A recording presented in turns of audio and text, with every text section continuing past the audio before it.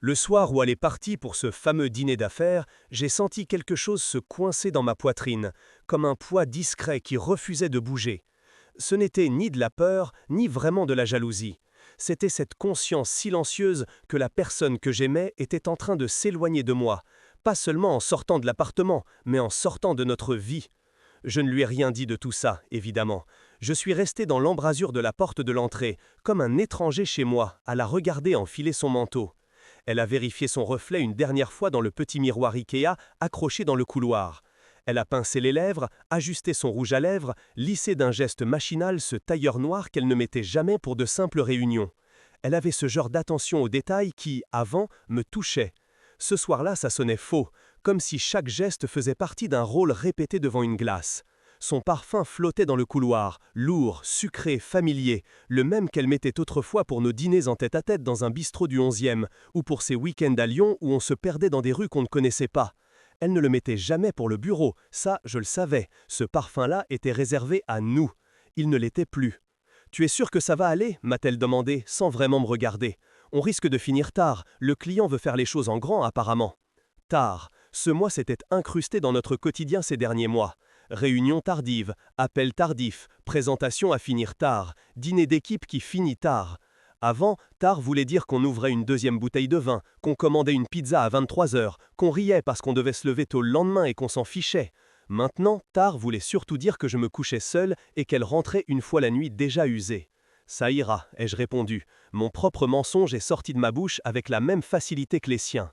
Elle a enfin tourné la tête vers moi, un sourire rapide, presque professionnel. Elle a attrapé son sac à main, un modèle qu'elle s'était offert après sa promotion, et s'est approchée de la porte. Assez près pour que je voie le léger tremblement de ses doigts sur la anse. Assez près pour remarquer le trait d'eyeliner parfaitement tiré, le genre d'effort qu'elle ne faisait plus pour moi depuis longtemps. « Tu sais comment c'est » a-t-elle ajouté. « On parle chiffres, stratégie, ils commandent une troisième bouteille, personne ne voit l'heure passer. » Je hochai la tête, comme si j'avais déjà vécu ce genre de soirée. Ce n'était pas le cas. Moi, je n'avais pas de dîner avec des grands comptes. Mes journées ressemblaient à un enchaînement de missions en freelance, de mails en attente, de factures en retard. Sa carrière à elle, en revanche, avait pris une vitesse que je n'avais pas complètement suivie. « Si tu es crevé, dors », a-t-elle dit, « ne m'attends pas. » Mais c'était précisément tout ce qu'il me restait à faire, l'attendre, et ne pas dormir. Elle a posé un baiser rapide sur ma joue, pas sur ma bouche, une habitude devenue réflexe, un geste poli, sans chaleur. Avant que je puisse la serrer un peu plus longtemps, elle s'était déjà reculée. La porte s'est ouverte, l'air frais du palier est entré, avec cette odeur de poussière et de lessive bon marché propre aux vieux immeubles parisiens. Je l'ai suivi du regard à travers l'œilleton, puis depuis la fenêtre du salon. Sa silhouette a descendu l'escalier comme une ligne claire dans un dessin flou. Ses talons claquaient sur les marches. Au bout du trottoir, elle a tourné à gauche, en direction du métro. La porte a claqué dans mon dos. Le verrou a émis ce petit clic sec que je connaissais par cœur et qui ne m'avait jamais semblé aussi définitif. Je suis resté un instant planté dans l'entrée, les mains dans les poches, à écouter le silence de l'appartement. Pas de musique, pas de commentaires sur le temps, pas de « au fait, tu as pensé à ?» Juste le bruit lointain du frigo et des voitures sur le boulevard.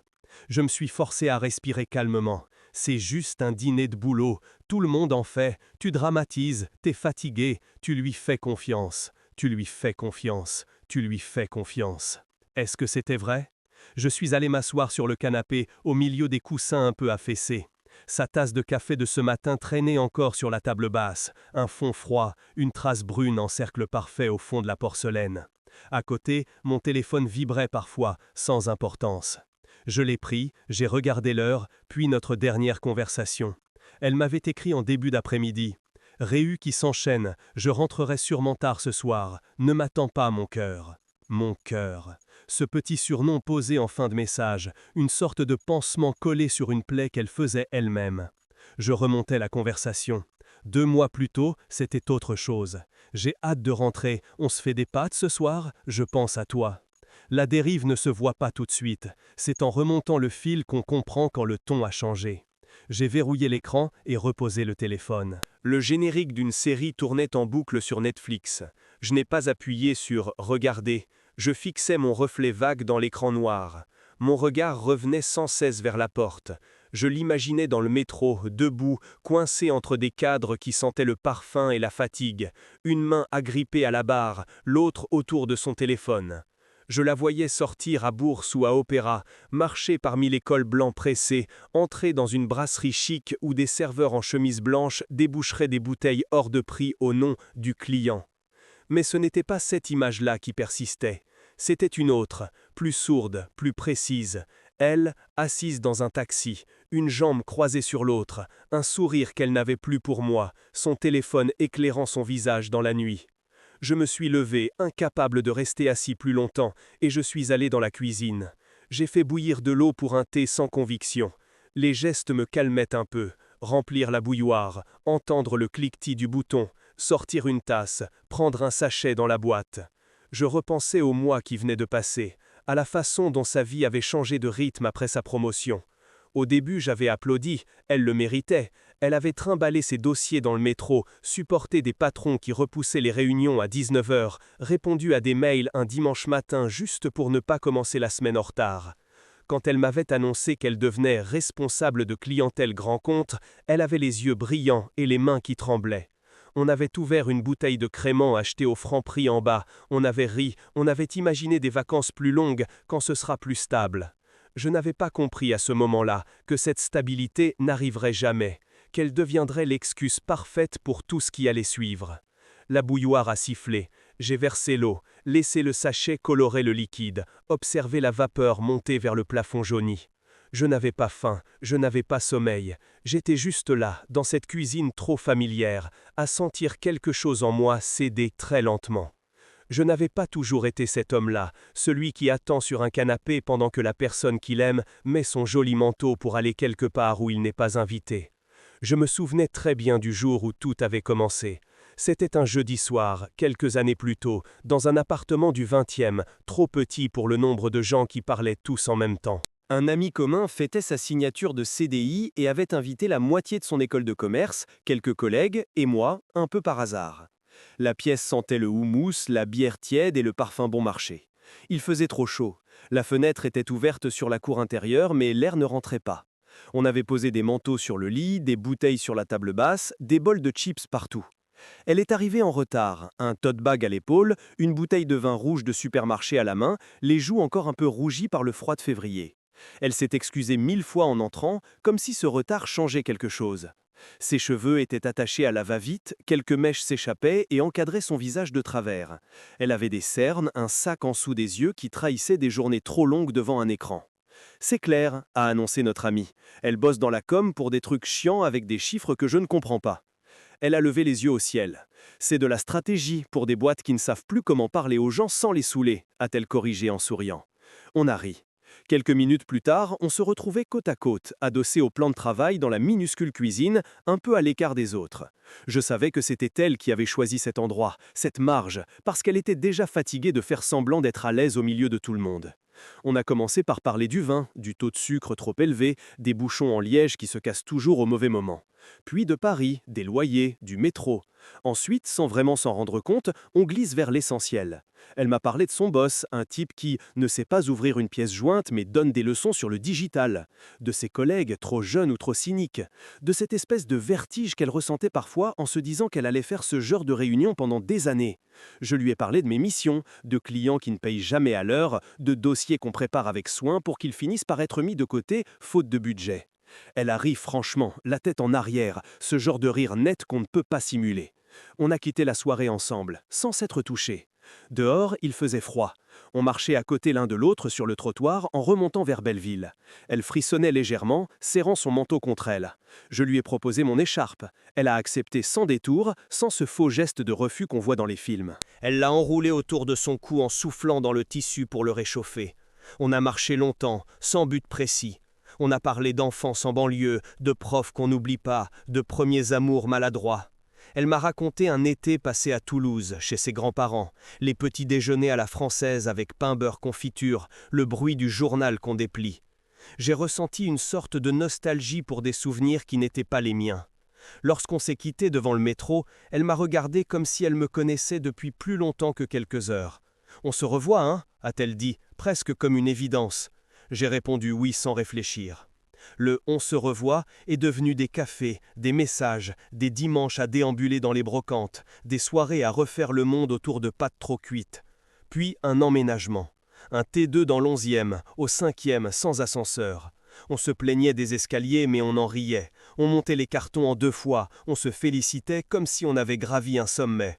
On a habité l'appartement ensemble, vraiment ensemble. Ses livres de sociologie sur les étagères, mes vieux CD dont elle se moquait un peu, nos plantes qui mouraient une par une malgré nos bonnes intentions. Le matin, on se croisait dans la minuscule salle de bain, moitié endormie, à se partager le miroir. Le soir, elle se couchait souvent avant moi, la tête posée sur ma poitrine, la télé allumée en fond. À cette époque-là, son téléphone traînait n'importe où, sur la table basse, sur le lit, sur le plan de travail, face écran vers le haut. Quand il vibrait, elle jetait un œil, soupirait, les cons du bureau, et le remettait à plat. Elle racontait tout, les réunions ratées, les clients agaçants, les collègues drôles. Je connaissais le prénom son boss, celui de la stagiaire brillante, celui du collègue un peu lourdingue. Ils étaient des personnages secondaires dans notre histoire. Puis, la promotion est arrivée. Une annonce dans un open space, un sourire forcé du directeur, des félicitations autour d'un mauvais gâteau industriel.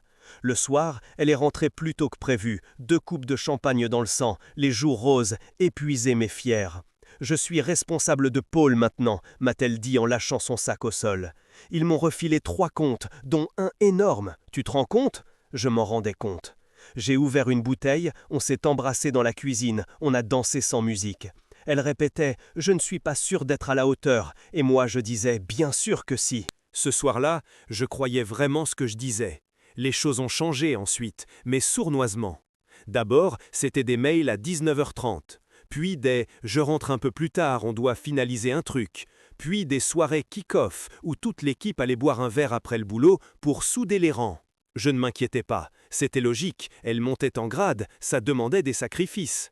Elle me parlait d'un nouveau venu dans l'agence, Damien, le type qui connaît tout le monde. Tu vois le genre, il est chiant, mais il sait comment parler aux clients. Elle disait ça en haussant les épaules. Je l'entendais comme un simple détail, je ne lui donnais pas plus d'importance que ça. Et puis, son téléphone a changé de place. Il n'était plus posé n'importe où. Il restait dans sa main, dans la poche de son jean, dans son sac fermé. Quand il vibrait, elle jetait un coup d'œil et le retournait, écran face contre la table. Elle répondait plus vite qu'avant. Elle supprimait des notifications comme on efface une trace avec une gomme. Un soir, elle est rentrée avec un parfum masculin sur sa veste. Pas le mien, pas le sien. Une odeur de boisé sucré, comme ces eaux de toilette qu'on offre à Noël. Je lui ai fait la remarque d'un ton léger. « Tu sens quelqu'un d'autre là ?» Elle a levé les yeux au ciel. Un client qui s'est vidé la moitié du flacon sur lui, je crois. On était collés autour d'une table. C'est resté sur ma veste. Tu parles d'un avantage du métier.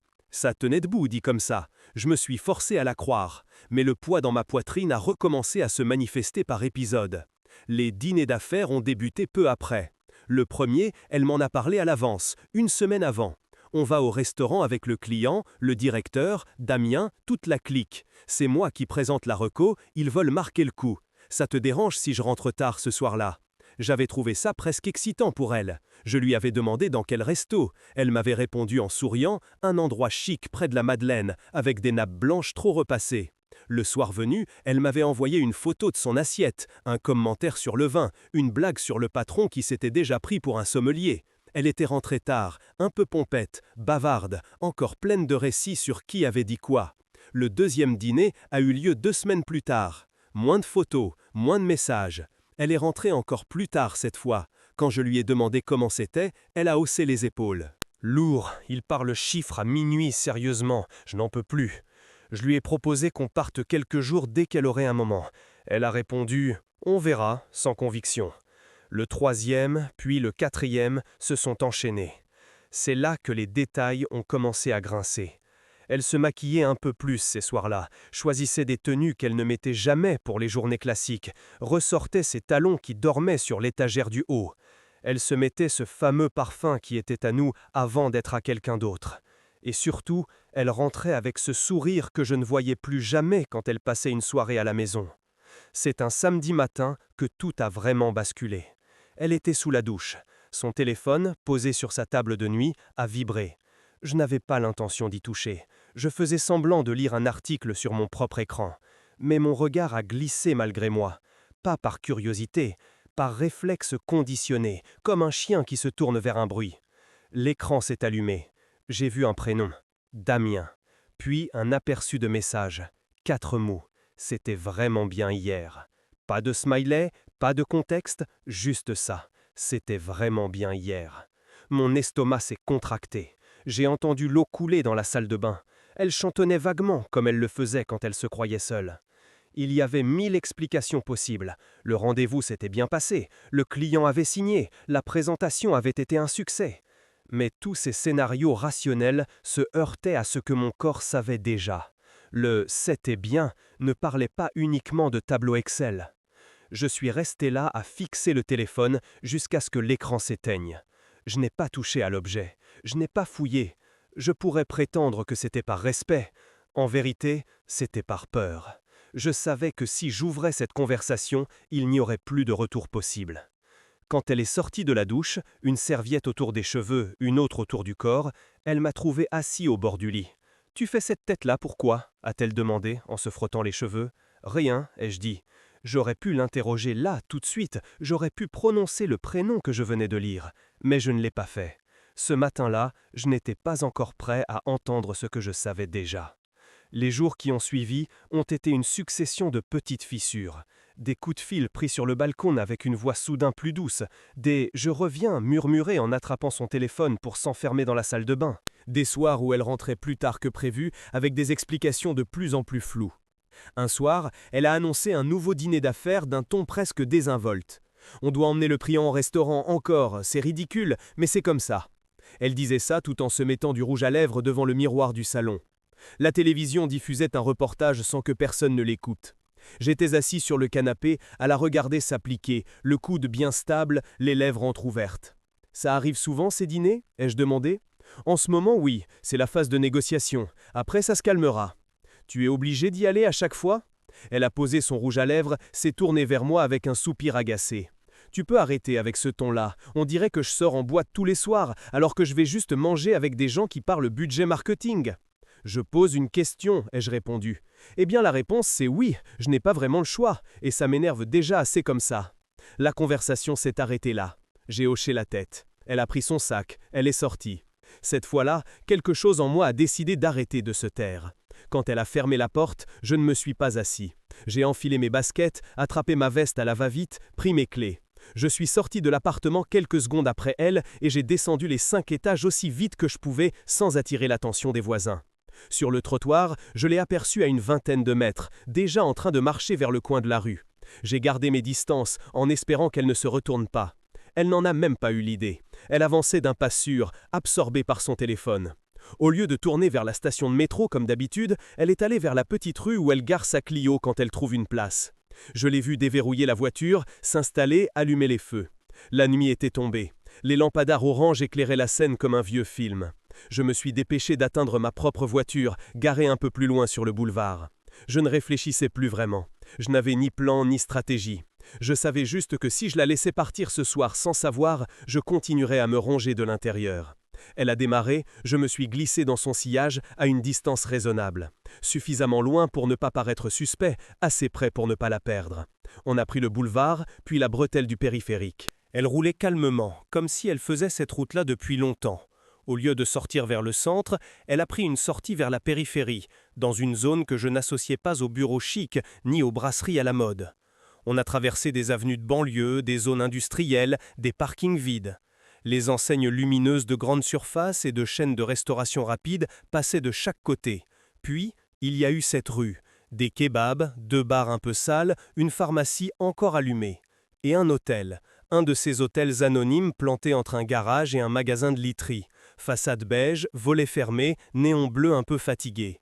Hôtel du parc, alors qu'il n'y avait aucun parc dans les environs.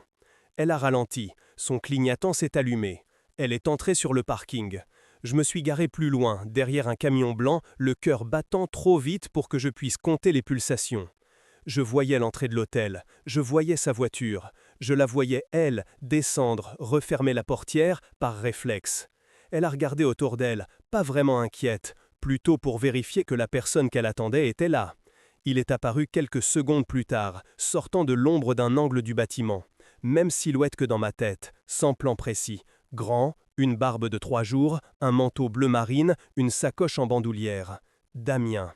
Je n'avais jamais vu sa tête, mais je savais que c'était lui. C'était évident à la façon dont elle s'est figée une demi-seconde, puis a souri. Ce sourire-là, je ne l'avais pas vu depuis très longtemps. Pas dirigé vers moi en tout cas. C'était un sourire qui disait « Je suis contente que tu sois là », sans un mot. Ils se sont approchés l'un de l'autre. Il a posé une main familière dans son dos. Elle a levé les yeux vers lui.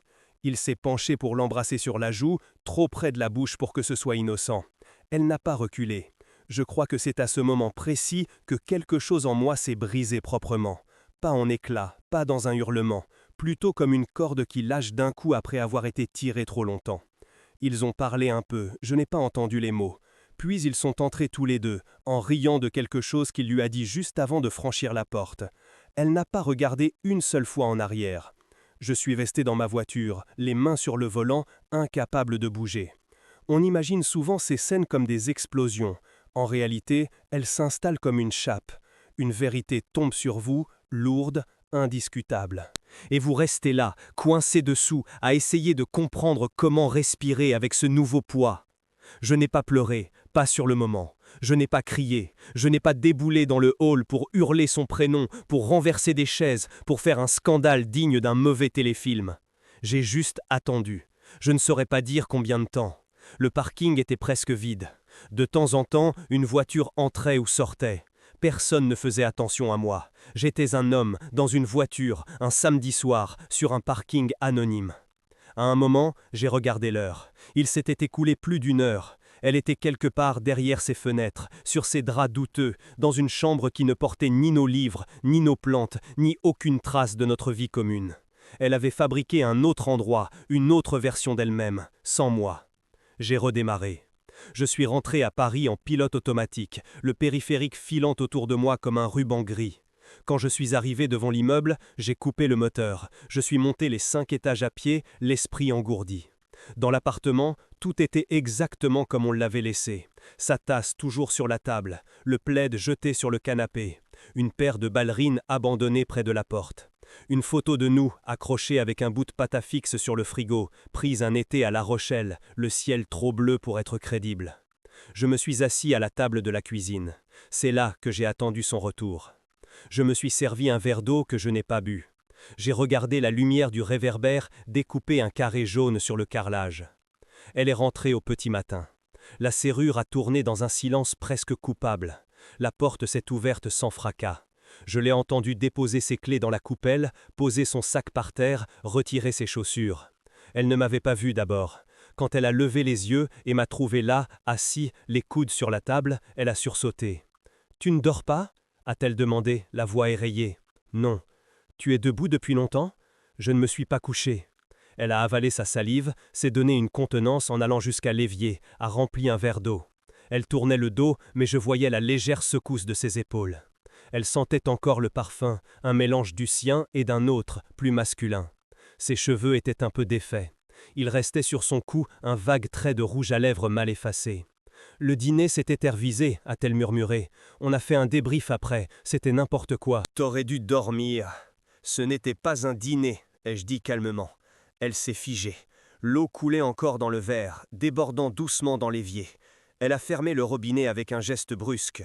Elle a gardé le dos tourné quelques secondes de plus, puis s'est retournée, le visage fermé. « Qu'est-ce que tu insinues ?»« Rien, je ne l'insinue pas, je l'ai vu. »« Vu quoi ?»« Toi, lui, l'hôtel. » Elle a blêmi. La défense est passée sur son visage comme un nuage. Elle a cherché ses mots. « Tu m'as suivi ?»« Oui. » Le mot est sorti tranquillement, sans fierté, sans honte. C'était un fait. « Tu n'avais pas le droit » a-t-elle lâché, comme un réflexe. « Tu n'avais pas le droit, toi non plus. » Le silence a fait un bruit sourd entre nous. Elle a posé le verre sur le plan de travail, s'est adossée, les bras croisés. « Tu n'as pas le droit de me stalker, de surveiller où je vais, avec qui je suis. Ce n'est pas sain, ça. Ce n'est pas sain de coucher avec ton collègue dans un hôtel de banlieue en racontant à ton copain que tu dînes avec un client. » Elle a fermé les yeux une seconde. Quand elle les a rouverts, il y avait autre chose dedans.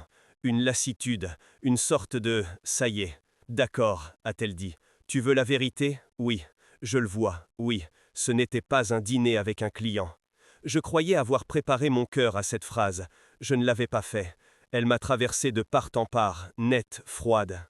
Depuis quand? Ai-je demandé. Elle a haussé les épaules, regardant un point au-dessus de ma tête. Je ne sais pas. Quelques mois. Quelques mois. C'est très long, quelques mois, quand on vit dans le même lit.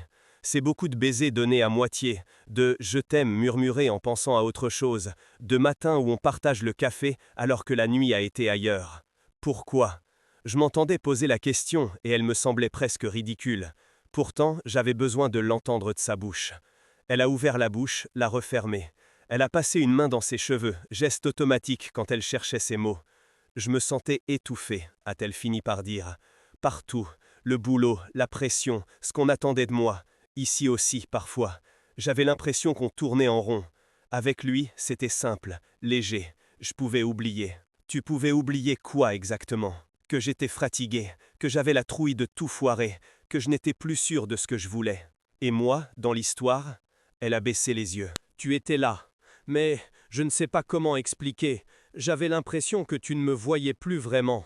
C'était ironique. Moi, ça faisait des mois que je ne faisais que la regarder, essayer de comprendre où elle allait, ce qui se passait dans sa tête. T'aurais pu me parler, ai-je dit.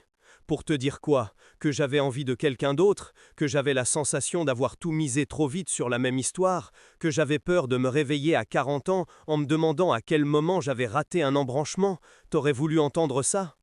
Je préfère les vérités moches aux mensonges bien maquillés. Elle a ri, un rire bref, sans joie.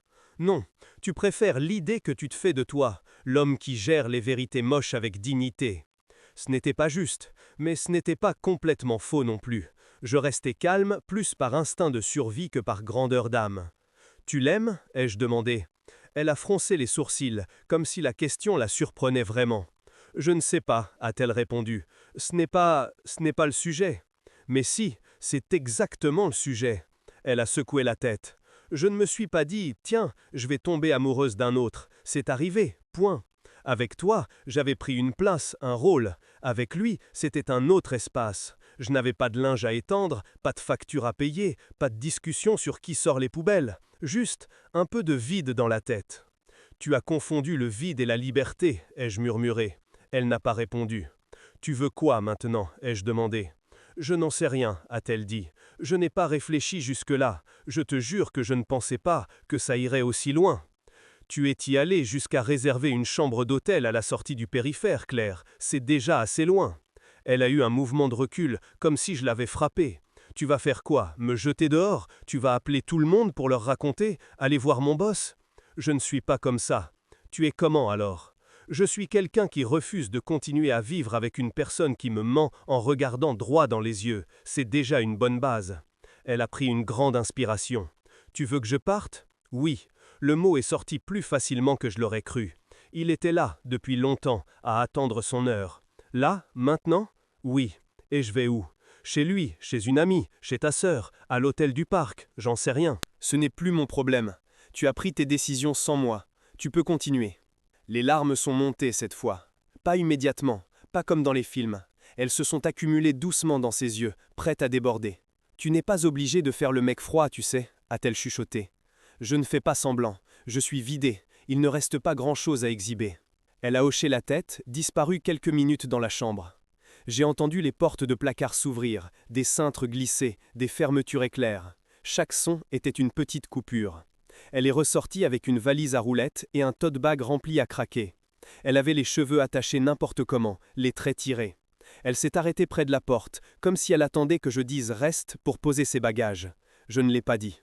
« Je suis désolé », a-t-elle murmuré. « Moi aussi », ai-je répondu. « Mais pas pour les mêmes choses. » Elle m'a regardé longtemps, comme si elle essayait de graver quelque chose.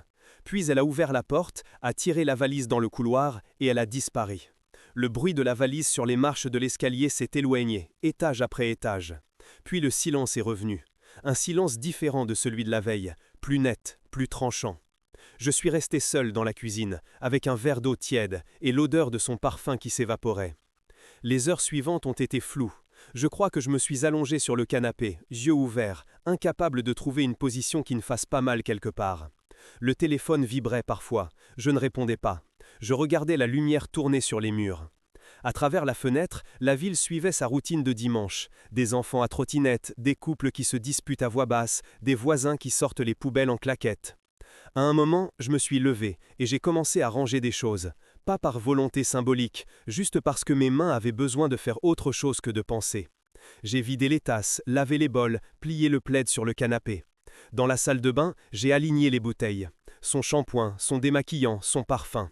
Je ne les ai pas jetés, pas ce jour-là. Je suis allé dans la chambre. Son oreiller était encore un peu creusé. Il y avait un vide sur la tringle, là où ses robes pendaient la veille. Sur la commode, il restait un collier oublié, un vieux ticket de cinéma, un élastique à cheveux. Toute une vie résumée en 3 objets. Je me suis assis sur le lit. Le matelas a grincé légèrement. Mes mains se sont posées sur mes cuisses. J'ai respiré. Et c'est là que c'est arrivé. Cette sensation étrange que je n'avais pas prévue. Pas un soulagement, pas exactement. Mais un calme, un silence intérieur, pour la première fois depuis des mois. Il n'y avait plus d'excuses, plus d'histoires à recoller, plus de scénarios à inventer.